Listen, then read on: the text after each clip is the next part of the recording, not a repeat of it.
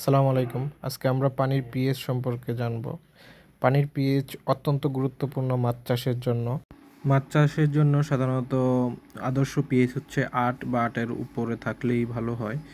আমি আমার এই পুকুরটিতে, পাঙ্গাসের পুকুরটিতে আমরা পিএইচ পরিমাপ করছি।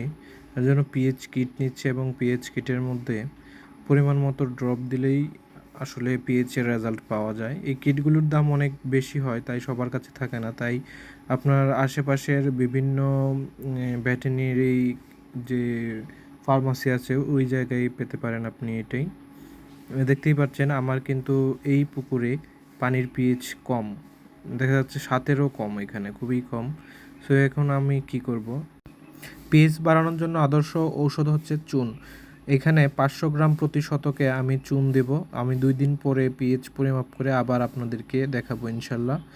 আপনাদের পুকুরে যদি পিএইচ কম থাকে তাহলে আপনারা পরিমাণ মতো চুন দিলেই পিএইচ আশা করি বাড়বে ইনশাল্লাহ।